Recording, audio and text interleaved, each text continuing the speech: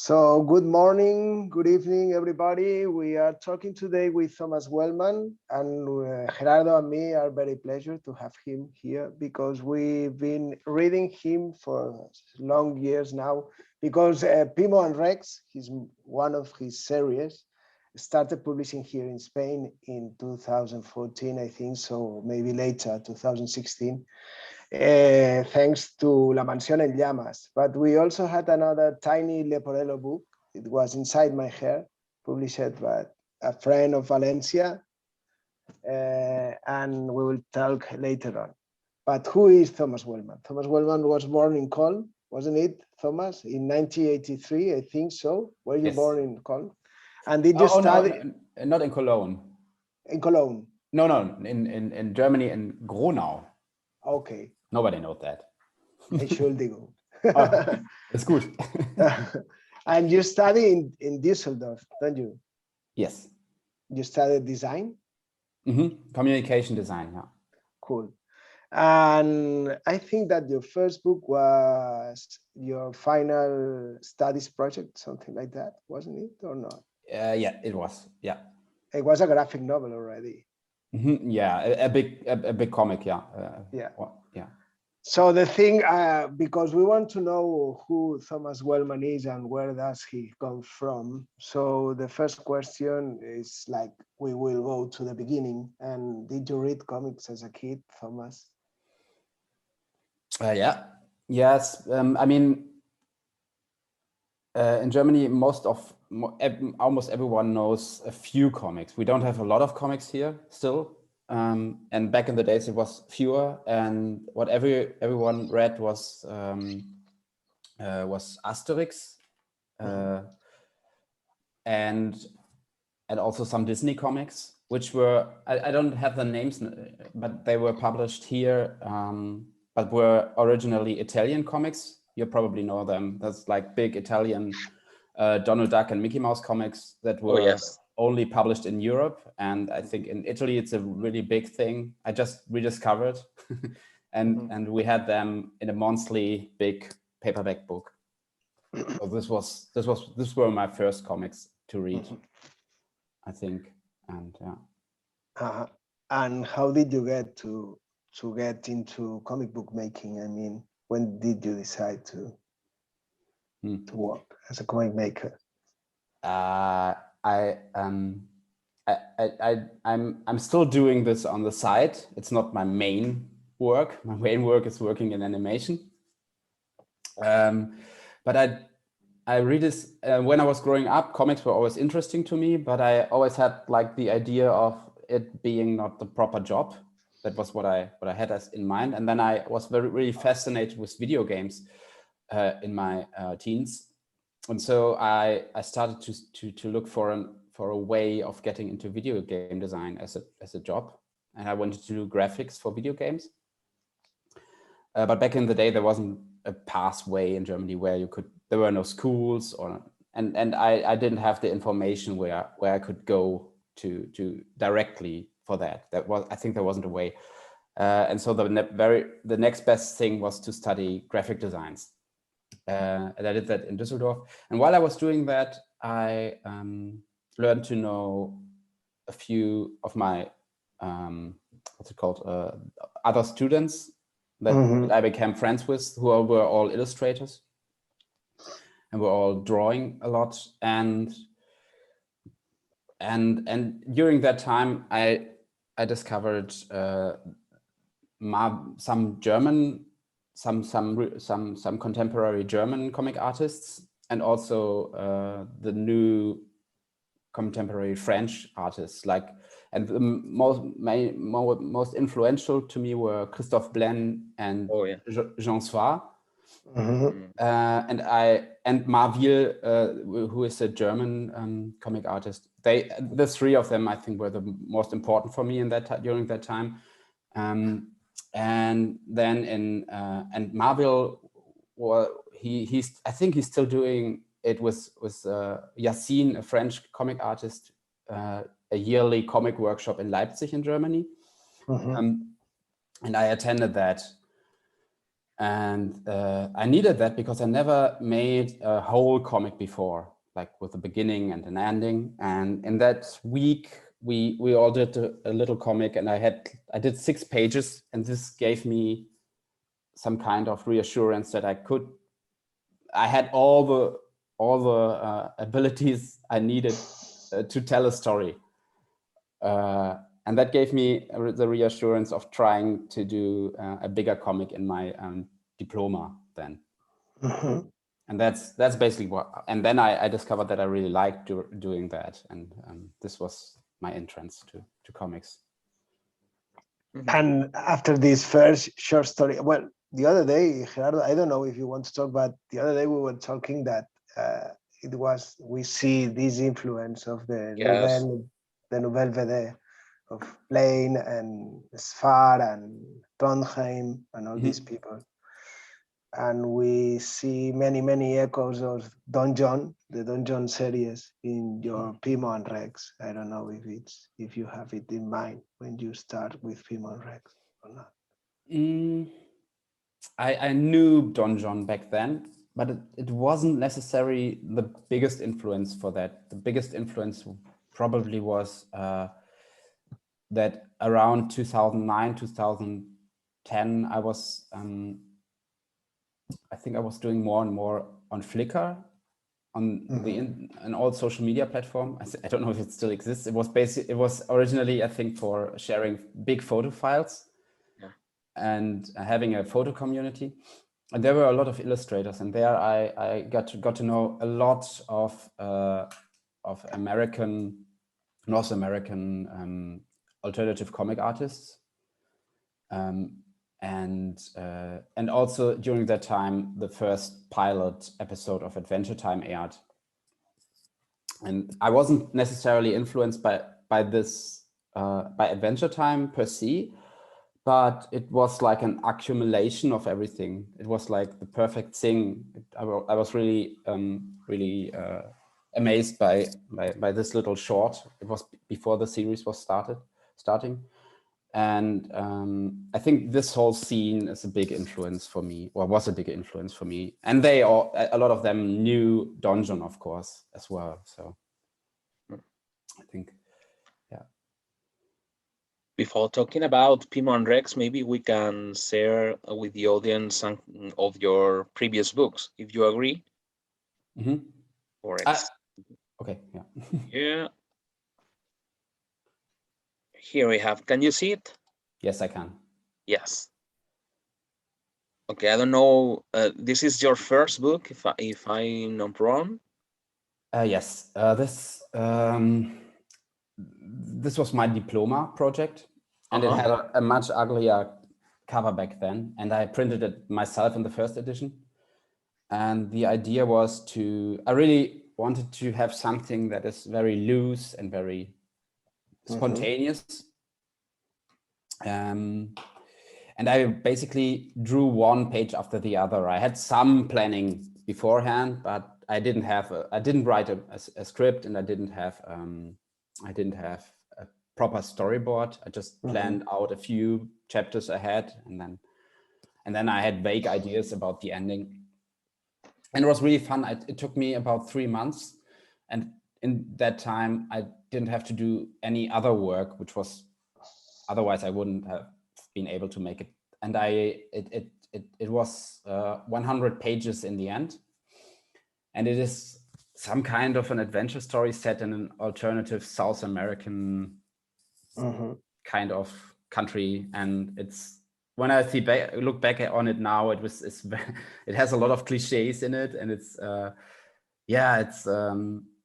very rough and I didn't do so much research for this, but I still like parts of it because I was really working as fast as I could, and this was really fun for me to have 1 or 2 new pages a day. And I had like an old laser printer where I was printing out the finished pages. This was all digital. I drew this all digitally. I printed out the page when I was finished and hung all the pages on the wall directly, which was really rewarding to see it grow. And then I also had an overview about how the story was going. Yeah, that was fun. And with this one, I attended a comic festival in Germany, a big one, and I got to know the publishing house Rotopol, and I've been with them since. So yeah, they wanted to do it. Were they starting at that moment? I guess so. I don't know if Rotopol is. No, they were. I don't know. They are going to have, I think, their 25th anniversary next year. So they have been going for a while back then. Okay. Yeah. And they also started as a student project because they were all illustrators and wanted to have a possibility to publish their own work, which was, I think, the idea behind Rotopol in the beginning. And this is your first work is the only one that you don't use color. Is it the only one that you have in black and white? Or do you yes, I think so. Yeah, I have. Yeah, basically. Well, we can see the energy and the quality of the energy of the loose pen in the drawing, and it reminds me a lot to the work of Mawil, but also the beginning of Trondheim, Roberta Gregory, or even it has this powerful, or this energy, this raw power. You're drawing. I don't know if you feel comfortable with, but later on your style changes a lot. I mean, yes, yeah. It was like an exercise of learning or something like that, wasn't it? How do you see? Of course, but that's, I think that is, every project is an exercise of learning. I was also influenced by the book. I don't know how this. It's called Insel Bourbon or Insel Bourbon from Trondheim, because I'm not sure, but I think I read somewhere that he also did this, all the pages in his sketchbook. And it's also very rough looking and also black and white. So this was an inspiration in that regard, that I saw that this was a possible way of doing a comic. And yeah, I learned a lot with this book. I think so. And it was also reassuring to know that this was possible. And it got me in some kind of trouble because I was working so fast on this. I was thinking that I could go on as fast as this, but there were a few things like I didn't have any other work. I didn't have to worry about money during these 3 months because I planned ahead for this 3 months, and it was such a rough and loose style, and also the story was very loose. So I can't be that fast again with newer books. So this got me in trouble because I was thinking, yeah, of course I can do 100 pages in 3 months, no problem. And did you get your diploma? Don't you? I don't know. Yes, yeah. They get it right. I mean, it was okay for you to do a comic book in a design school or something like that. Oh yeah. The schools changed its name now. It's called, I think, Peter Behrens School of Design or something in Düsseldorf. And back then, it's a really big. The department of design is really big.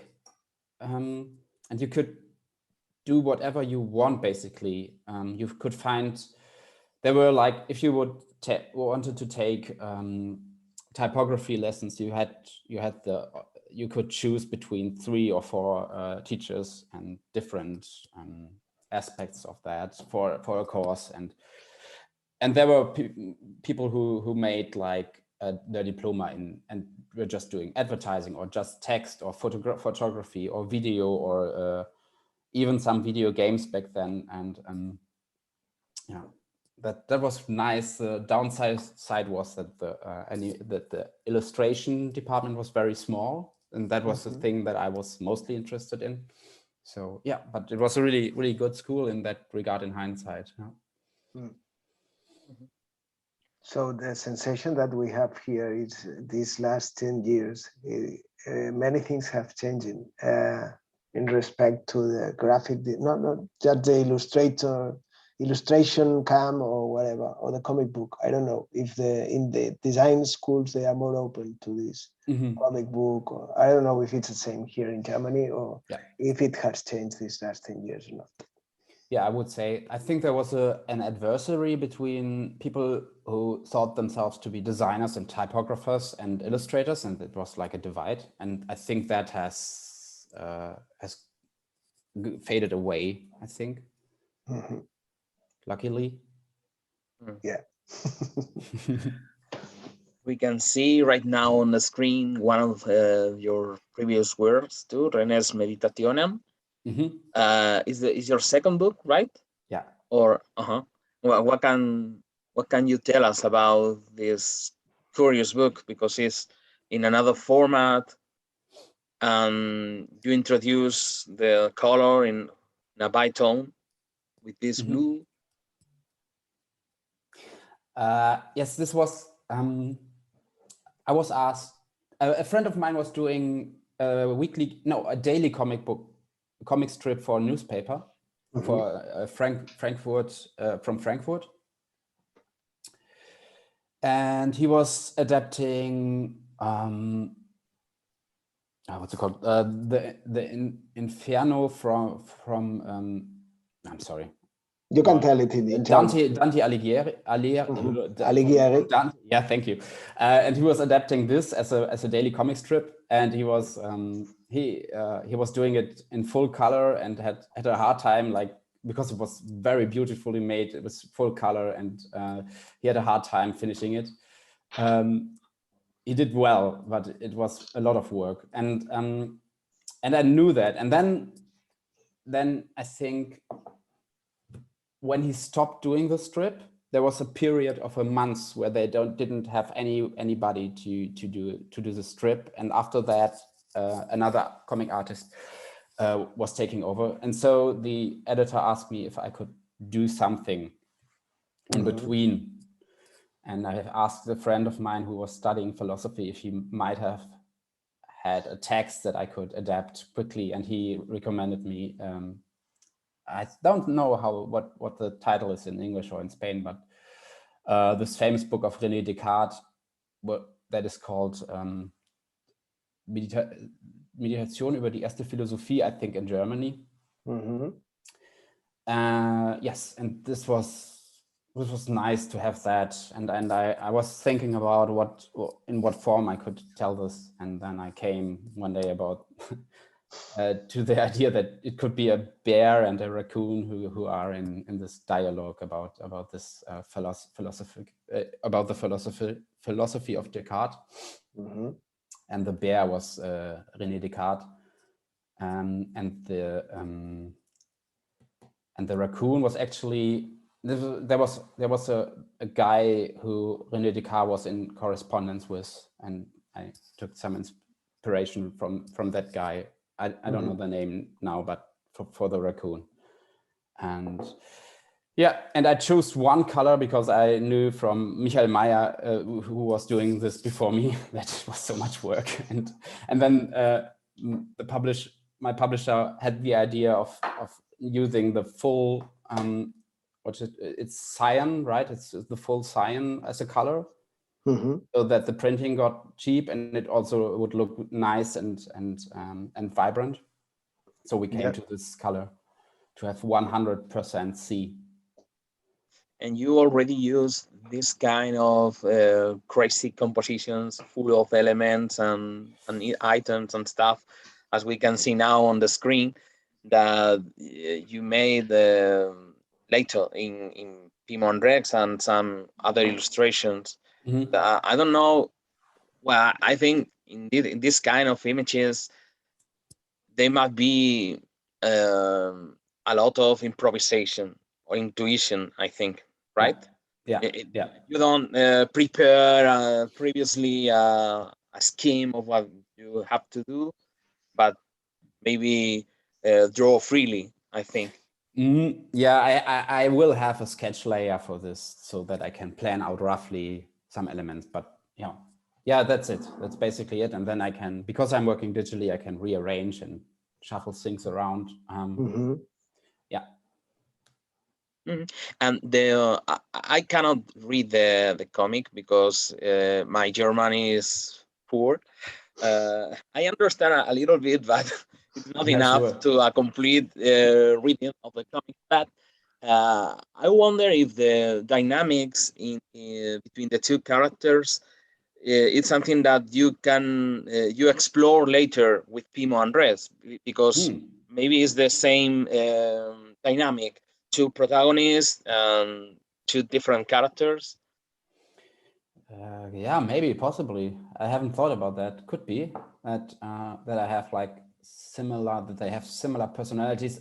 There's one that is more lively and one that is more like a bass drum, right?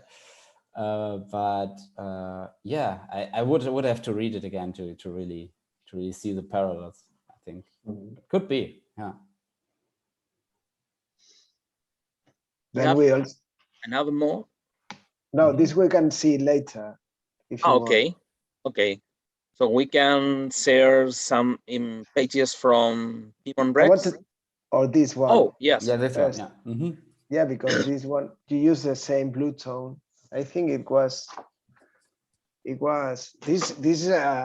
It comes from Spain. It's about El monstruo de colores no tiene boca. Yeah. Roger Omar, no? He contacts you, and the proposal is quite amazing, isn't it? I don't know if you want to explain to the people who are listening us. So is he pronounced Roger? Roger. Okay. Roger. In Catalan. Talking in Catalan. Okay. Yeah.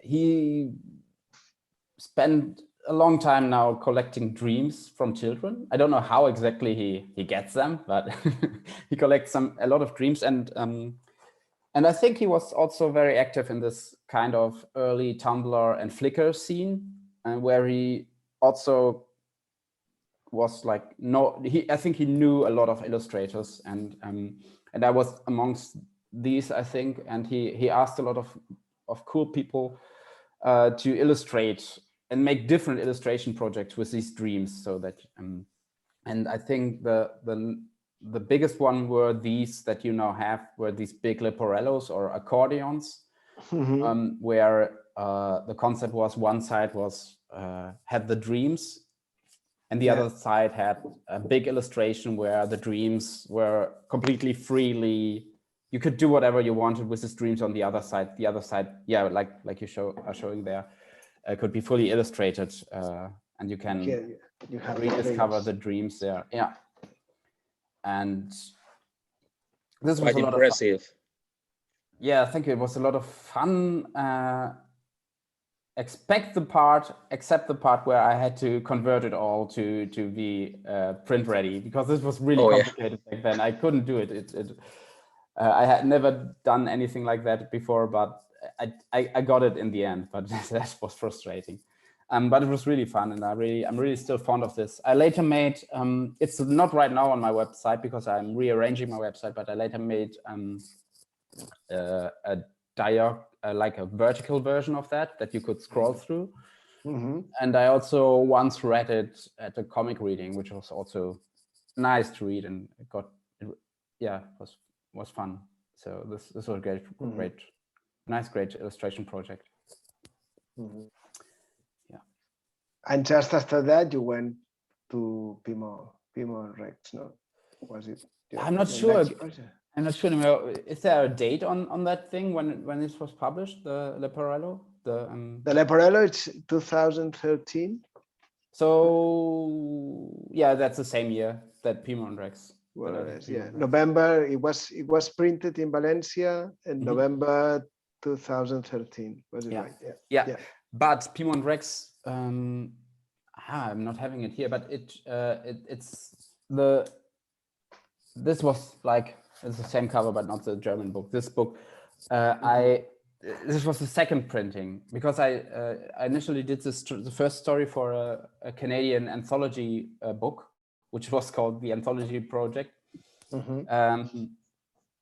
Yes, and then I redrew everything for the book, because my publisher we were going to Angoulême Festival, and I didn't have anything in English, and they asked me if they could run a print of the first story in English, and I said yes. Let me have a look at it again, and then I wasn't like happy with it, and just redrew everything, and we didn't have it ready for Angoulême, but yeah. But then I did another story, and then we had enough pages for it to have a back, and then we could print the first book with this. Yeah. And I'm going to share some pages from Pimo Rex. Yeah. Here we have the cover of the Spanish edition from La Cúpula. The last one. The last one. edition. Yeah, the last one with the complete story. I don't think in the future we can see more adventures of Pimo Rex, or this is the end. No, it isn't necessary. Uh-huh. No, I would love to make more, and I have ideas for a new book, but I don't know when this would happen because I have other projects now. But I would love to do more. And in Germany we have 2 books. We published 2 books, and La Cúpula decided to make this really big one, right? This was it's really nice edition, and put everything in one book. So no, it's not the end. It's I would like to do more. Great. Previously, you mentioned that you didn't make any script or storyboard with your first books. I don't know if you do with Pimo Rex, if you prepare the storyboard and so on.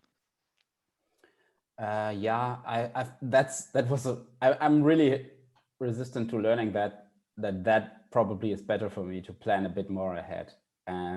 Just also to see how much time I will need and to get the story more focused. So yeah, now I'm trying to do more planning and more. I'm not really sure about script writing, but I'm sure about doing more storyboard before. Yeah. But I think it's okay in this way, because the story transmits me some kind of relaxing mood. Like it's always like a travel, like a journey with the characters. But it's everything okay. Don't worry, trust me. Something like that. Trust me, I know where I'm going. Something like that. But in the way, a lot of funny things can happen, and this is okay for me. This is very, very funny. Yeah. Okay. Has a good vibe move, and a good vibe vibration that has like all your comics. That reminds me also that you were talking about this Canadian anthology and this Canadian generation of authors that they are also published by Rotopol, like Matt Forsyth or Jesse Monahan, and all these people. I don't know if you feel like that you share something, some style or some I don't know, some philosophy about explain stories, something like that. Well, there is a clear connection, because all those names works in animation too, like you, Jesse Monahan, even Michael DeForce, or this kind of authors. Yeah. Yes, I think this is, yeah, that's true. I think this is one thing that you see Adventure Time as an influence, but it was also like a hub, I think, where this is just, I hope I'm getting this right, but I think that it was like the first time where people got invited from comics directly to work in animation without having any experience in animation. And they gathered a lot of people there, and I think it got forced back and forth, and a lot of people who worked at Adventure Time later worked on other shows and in other animation projects. And yeah, I think that's something that we share. Also, I think it's just maybe a generational thing and a peer. These are all peers, and a lot of people know each other. And yeah, I would say there's definitely a lot of connections. Did you know them in Angoulême, or did you know in Canada, or did you go to Canada? Or? Yeah, I went to Canada to TCAF, and that's where I had the opportunity to show my comics to the creator of Adventure Time, Pendleton Ward, who I haven't had spoken before with, but with other people who were working there, I spoken before, and so he asked me later to do a test, a storyboard test, and then I was invited to storyboard 2 episodes for Adventure Time, and that was my entry into animation. Before that, I didn't really know where to go. I was doing like some kind of illustration for whatever purposes, and I didn't really think about being able to get into animation, and I wasn't really planning to do so. And, yeah. Cool.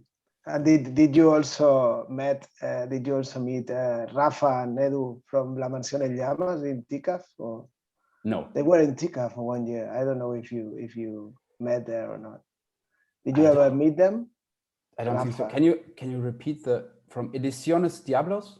La Mansión en Llamas. Yeah. Sorry. No, there was an Italian publisher who is called, I think, Ediciones Diablas or something. And this was just in my mind. No, I don't think I have met him. I definitely haven't spoken with him there. I think they asked me through my publisher later. I didn't have a lot of direct contact with them. Okay.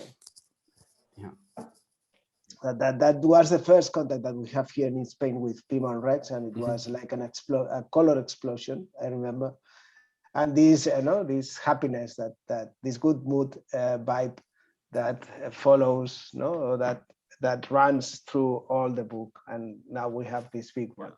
So let's start, Gerardo. Let's start talking about Pimo Rex. I'm sorry. Okay. Yeah. Well, before that, I'm curious about one thing. I guess in an animated series, you have to prepare all in the minimum details, and there must be a lot of planification, and all have to be set and ready before starting to work. But I don't know if comic is a liberation for all of you artists that are working on animation too, because comic is the contrary. Comic is the total freedom. You can do whatever you want. You can change your mind in the middle of the process, and there are no terrible consequences for the work.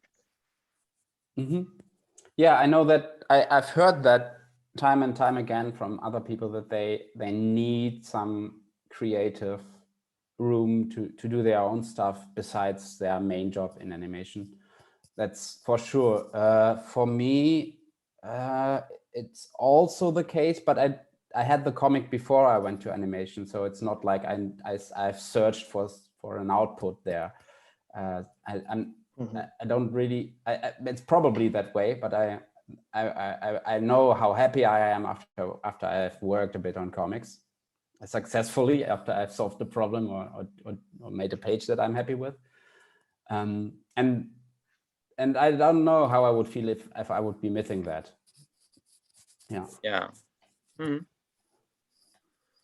Well, and talking about Pimo and Rex directly, my first question is that if you do consider the book as a children's book.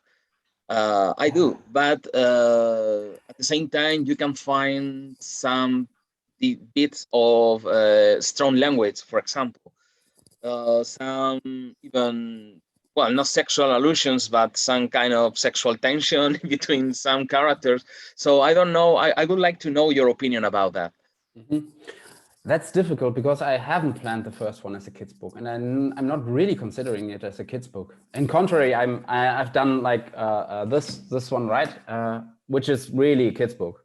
It also has strong language at a point, but but children like a strong language, in fact. Yeah, and about this one, I think it depends on if it's just like I wouldn't use any.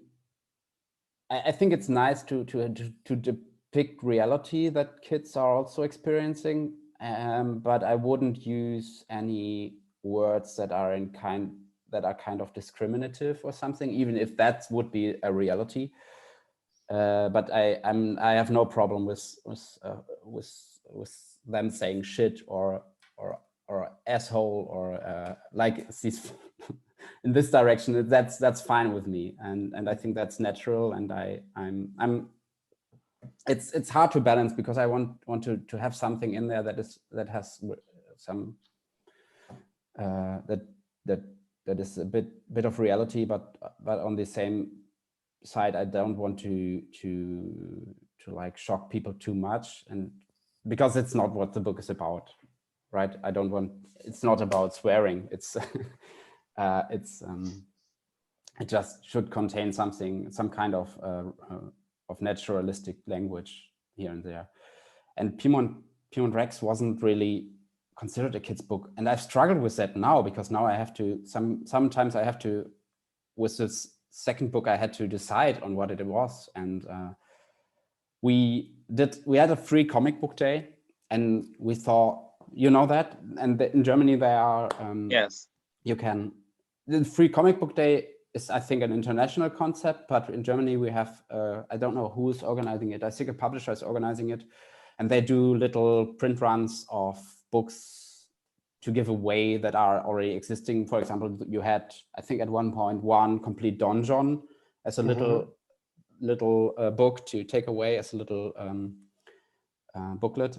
And we did Pimo and Rex, and there was the option of labeling it as comics for kids, and we did that.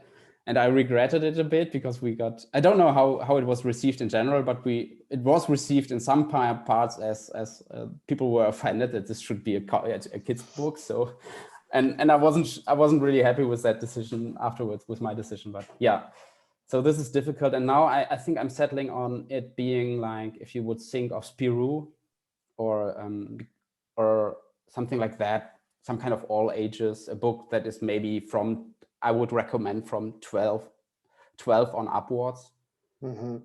So it's for kids can read it, but it's more for older audiences. Also because I think I'm interested in exploring some kind of philosophical matters that are maybe, of course, it's not that kids can't understand it, but I wouldn't explain it directly for kids. It's more problems that maybe adults have. Yeah, that's funny, because when we were kids, we start reading, all of us, with Asterix or whatever, no? Yeah. And it has these layers of reading, no? As a kid, you understand one thing, and as you get older, you get other ideas that were inside the books, no? Yeah. And it's easy to see these lawyers also in Pimo and Rex. Of course it's not a book for kids. It's like a young readers or young adult readers or whatever. But my kid, for instance, he's 8 years old and he enjoys a lot Pimo and Rex, and I don't care for him to read Pimo and Rex because it's funny. It has a lot of fights and whatever, no, and it's a color explosion. This is the first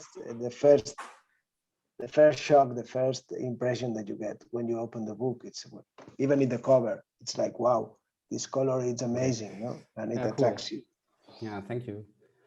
Yeah, I mean, Simpsons is the same, right? Simpsons, we all watch Simpsons, and a lot of jokes were lost in translation already, and then there was a lot of stuff that is more for adults, of course, but it's never too gruesome or too harsh that kids couldn't like be there to watch it too.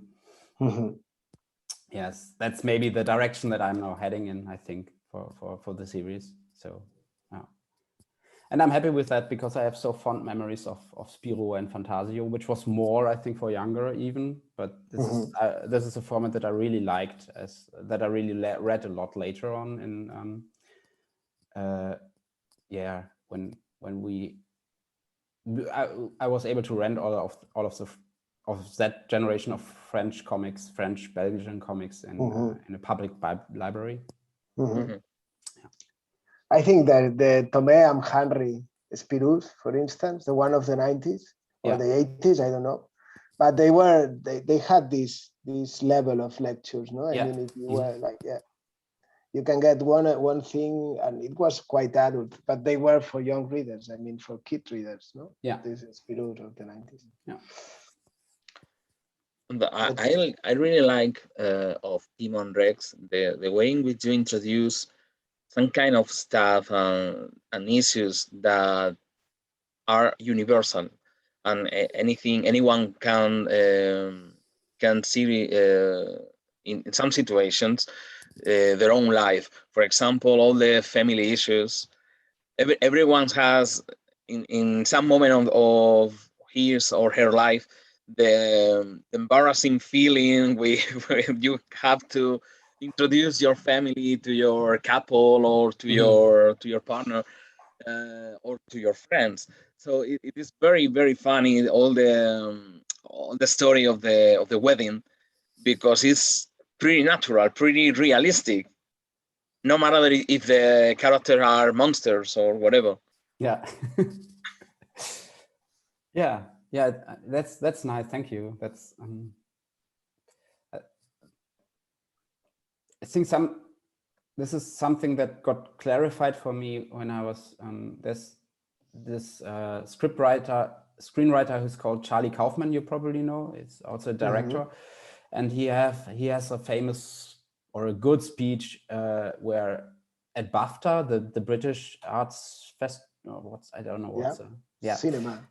Yes, and he did a very talk that I really like a lot, and there's so much wisdom in it. I heard it a couple of times, and there he clarifies the concept of that you should do something that is personal to you, most personal, and then it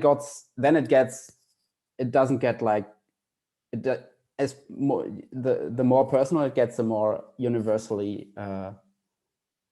relatable it gets at the same time. And that's something that I'm thinking a lot of when I'm working now. So it's maybe a bit of that. Right? Sorry.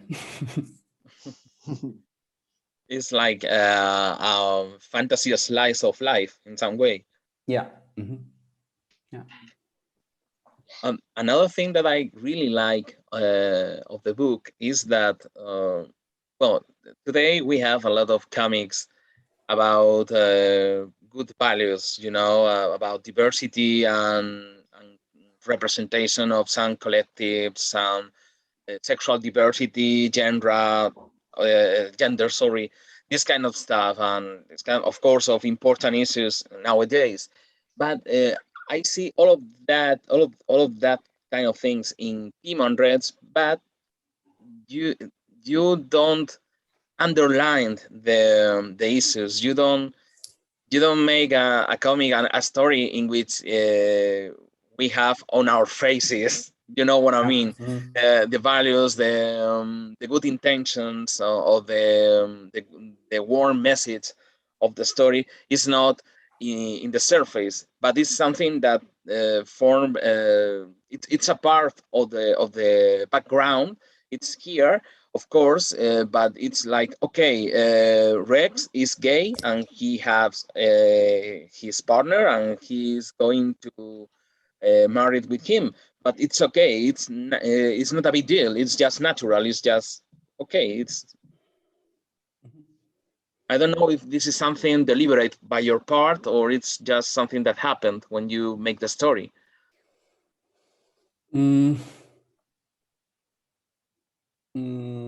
I think it's I don't have any experiences of discrimination myself. So this is always difficult because it's really hard. I can't really tell a lot of things about that. I can't really tell. It's difficult to tell a story about that for me. But I'm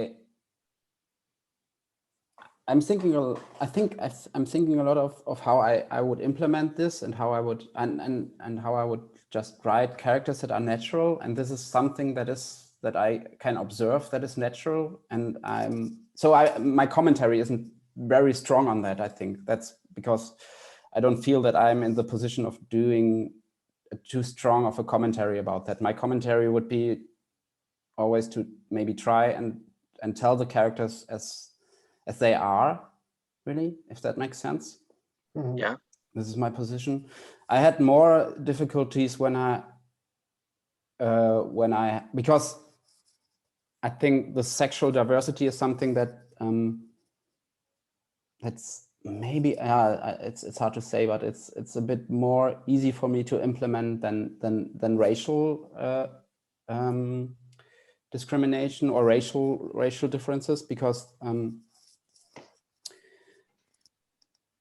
I had a bit more difficulties with when I was at some point because I have Nika here, who has dark skin, and she's I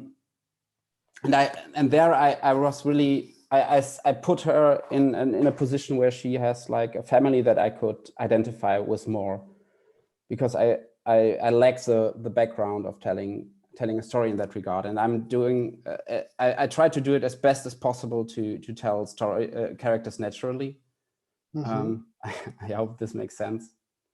Yeah, but that's something I'm I think so. So was Rex always gay as a character from the beginning of the story, or it is something that you decide later? I think it was a really light-hearted decision to make that. Just sometimes I'm mixing up characters just in the beginning of designing them, and I don't really recall what made the decision. Mm-hmm. But the first sketches were I was working from just visual sketches, just having characters' shapes, how they could work together, and then in the story, I think I introduced the character. I think it was at the time when they were like when Rex is asking Pimo to be his best man. That I just did it like that. It wasn't too much thought behind that. Yeah.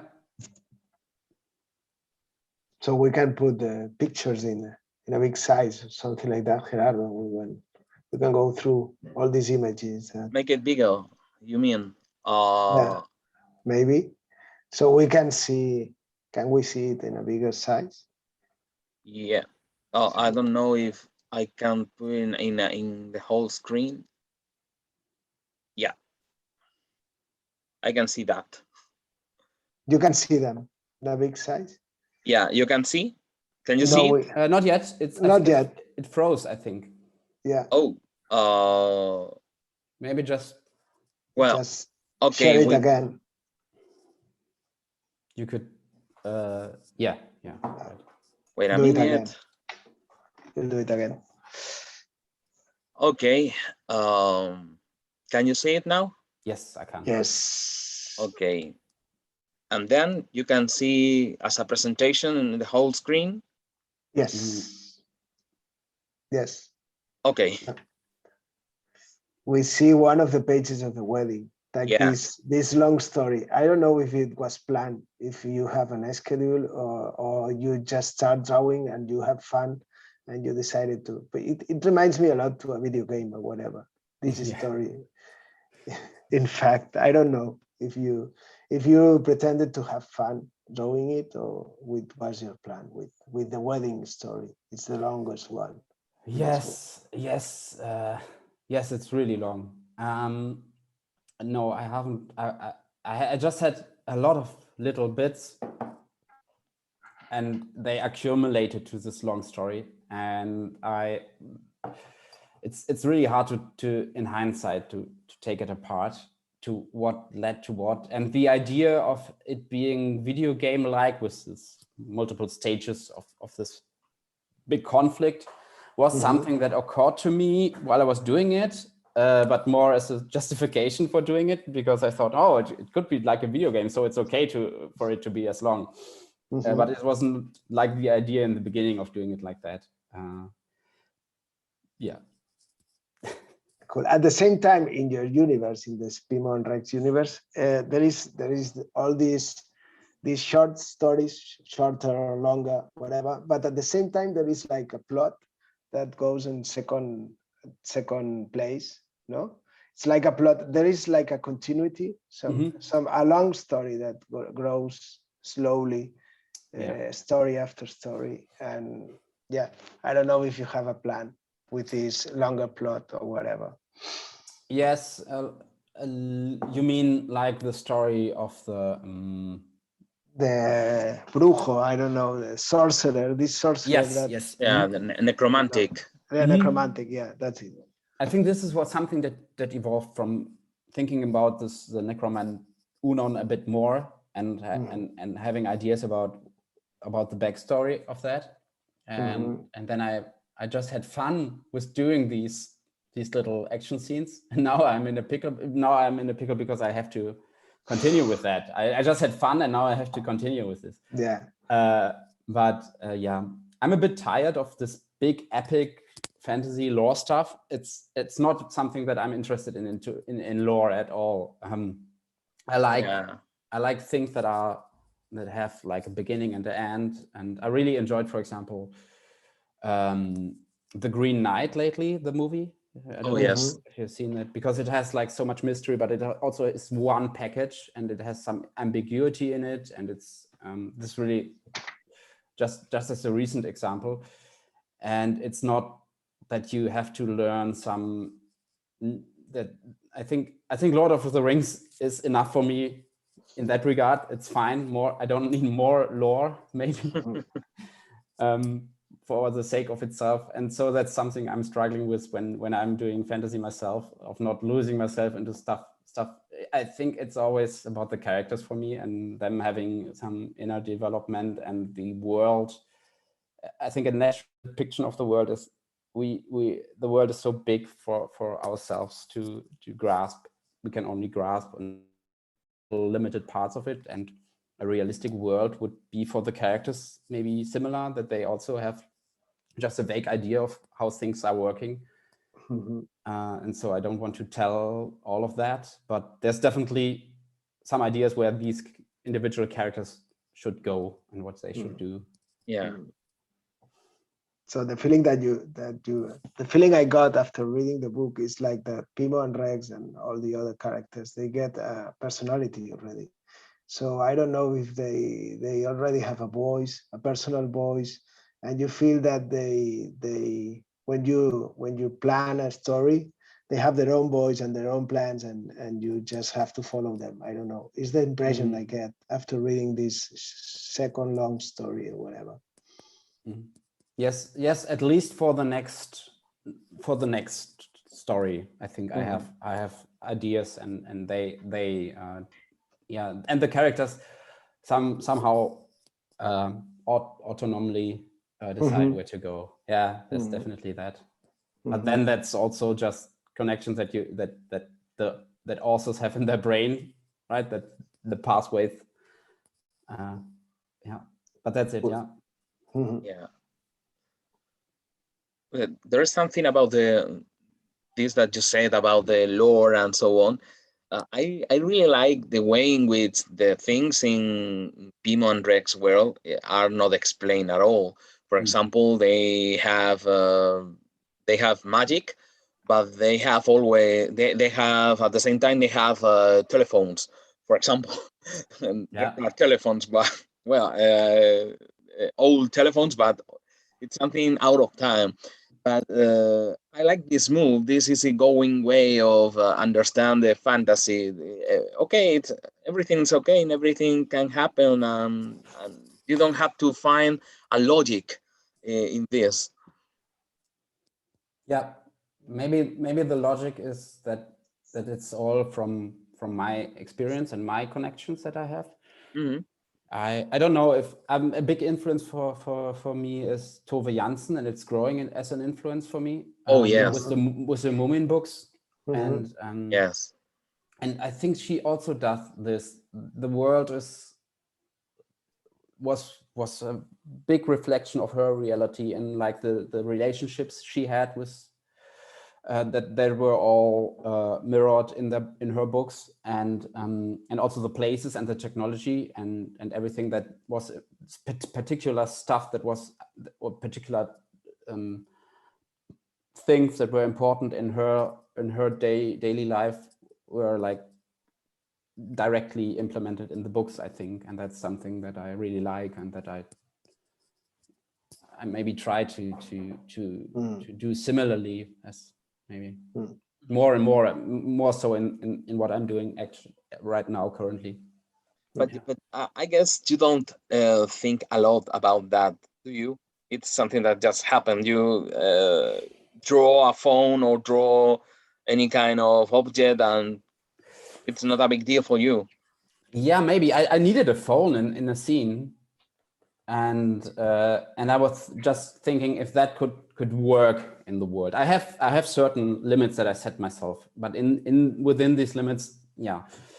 I have drawn one story. If have you seen the computer? I also have a computer in it. Yeah. Yeah. I don't remember the exact point, but I remember the computer. It's here. It's the last story. This is the most recent story that I did. Yeah. Where I had this, and it's like I'm interested. This is like a 2000s computer, right? And so this is also. It's a bit old-fashioned, but it's of course out of time. If we understand that the story is happening in a fantasy medieval world and a standard medieval world, but like Lord of the Rings or Game of Thrones, but it's not. It's a fantasy world of your own, and you make the rules. Yeah, there are always like some movies or stuff that are like enablers for me to do that. Another. Not so, I think it's 2 or 3 years old, a movie called Mandy. It's a horror movie with Nicolas Cage. Yeah. And the setting was what's it called? The prehistoric 80s. So it was the 80s, but set in like a fantasy universe, and that resonated with me because the 80s for me, I was born in the 80s, but the 80s are for me also like an archaic, weird time that is like, in my memory has different colors and it's feels really far away, and they made it like it was a prehistoric time, these 80s, that they had the setting for in that movie. So this is something I really like, so that it's not the actual time, but it's a certain feeling that can be connected with it, and so it's the medieval 2000s. Maybe. Yeah. I would like to ask you about the series that you are actually drawing. This children comic book, Nickelodeon and Mangold. I don't know if you want to talk about. Yeah, sure. Because we haven't read it, but we can read it in English. Rotopol published it in English and German. The first book, yes. The first book. Yeah, we have 2 now, and yeah. There's a big German newspaper set. They have their offices in Hamburg. It's Die Zeit. Oh yes, yeah. They have a kids magazine. One of the most important in the country, I think. Yes. The kids magazine. It's called Pole magazine. No, that's a different one. This is just a different one. Okay. The kids magazine is called Zeit Leo. Okay. And they asked me to do a comic strip and to develop a comic strip for a spread and they have a new issue every other month. And I do develop these 3 characters, Nicolas and Mangold, especially for that magazine. And it was a lot of fun and really nice. And I really got to like the characters a lot, but because this was something that I had strict deadlines on, I was getting into a lot of stress because I had to do this beside my animation job, and I'm always doing my own comics beside, but not with these deadlines, right? And so after 3 years, I think 3 years, I did that for 3 years. I quit that, sadly. It wasn't an easy decision. But I quit it at that point that I was sure that I could do 3 books with it, with what I had, so that it would be a good thing. And yeah. So you quit from the deadlines, but you already have 3 books that you will be publishing in the next years. Yeah. I quit at that point that I had at least enough material for 3 books, and yes, and now I'm right now like editing for the 3rd one. Which and they are 3 kids that they are friends, or? Oh yeah, they are Nika, Lotte, and Mangold, who are 3 friends living in a neighborhood, like in a what's it called, in a suburban neighborhood, maybe next to a bigger city. And yeah, they have a lot of. My first big show after Adventure Time was Clarence, which was an inspiration for this. And Clarence is a show about a boy, about 3 boys actually, also, who are living quite normal adventures for kids, but it has this nice view of what kids would how kids would experience the world, how like their level of sight and what they would do when they were, for example, at a fast food joint, what they would do with the little ketchup packages, that they would squish them, and there's a lot about this spontaneity and about this perspective of telling the stories from the kids' view, and telling particular little details of the experiences that the authors and the storyboarders had when they were kids. And this was a starting point for this too. I wanted to do something without magic and without any supernatural stuff. And a lot of what they experience is from my childhood memories, set in like modern day Germany, maybe. Yeah. So it's like a slice of life. Yes. It's a slice of life, like a comedy or something like that. Yeah. I don't know if you have a big scene of children comic books nowadays here in Germany. I don't know. I think it feels like it grows. We have a few, I think all the bigger comic publishing houses are doing kids comics now. And there's also been, I think, at least 2 new kids, maybe at least 1 very nice new kid books publisher. It's called Kibitz. And they are doing a lot of new original German kids comics. And Rotepol is also doing kids comics, and a few different other publishers are doing them too. And I feel that it's growing, and there's also an interest, maybe in my generation of parents, to read these to their kids. So yeah, it's something that we have also here in Spain. But at the same time, you have like this, the magazine I was talking to you before, this Pole magazine. Yes, it has this alternative, modern graphic style, but at the same time it's for kids. But you never know if it's for kids that their parents read comic books and like the alternative scene or whatever. No, it has this feeling. I don't know if like the Biscotto Journal or something like that. I don't know. But it's Biscotto. It's a French magazine. I don't know. Yeah. Okay. One. Yeah, I've seen that. The thing is that you can. There is an open door there that alternative comic book artists can just do some works and get an income from that market that opens. I don't know if you got this feeling or not. Yeah, I don't know. For me, I'm always a bit out of that. Luckily for me, because I'm just having a main full-time job at animation, and comics I'm doing on the side, so I'm not dependent on getting any money from that, basically. Comics are really good for me, just for my outlet, and also because I think I'm gaining a lot more visibility through my comics, more than my animation, when I'm working in animation. But I don't know how people are doing it, only living from comics. It's difficult. And I think it's also difficult with kids comics. Maybe kids books is something else when you are successful, but I'm not sure. You have to ask someone else, I guess. In addition, nowadays are a lot of interesting indie artists in German comics. I'm thinking about, for example, Max Weitinger or Anna Heiflich, Isa Franz. I don't know if you have some kind of contact with those people. Yes, I think the German comic scene is very, very like, it feels very familiar, like family a bit, and it's also really, really small, even if there are more and more people. But I know them. I know Anna and Max, and also Nadine Redlich is a good friend, and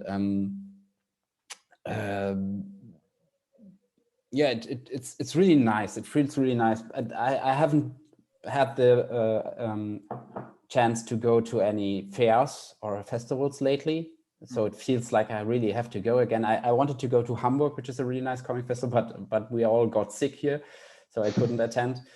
And I really miss meeting all of them because it's really fun. It's really nice. So and it feels like everybody is doing. I'm really amazed by all of them, and it's really an inspiration, and it feels good to know them a bit. So yeah. Can you recommend us any other name, any other interesting author, young artist, or well, or not young, but someone that you really like? German now, you mean? Yeah, well, I don't know, German or whatever. That's hard because I'm definitely going to forget important stuff. You should really check out Nadine Redlich if you haven't yet. And also my publisher Rita Fürstenau is also doing books and is an amazing illustrator. So both of them I would say from the top of my head, I guess. And yeah. Just to leave it like that, to not get into any more trouble. So. It's okay. Forgetting someone, or yeah. So thank you very much, Thomas. It's been a pleasure to talk with you. Yeah. This long hour. I think it will be okay. At the moment, we recommend to the people that see us to read your comic books because they are exciting, they are amazing, they are funny, they are disinvited. I mean, they are quite okay, and we like them a lot. And thank you so much. And that's it. I don't know what else to say. Thank you so much. Have a nice day. Thank you, Thomas. Yeah. I guess I would like to meet you in person if you can come to a comics festival here in Spain or Barcelona or Madrid or whatever, and have fun and good luck. I would love that. Thank you so much for having me. Thank you. Bye. Thank you. Bye.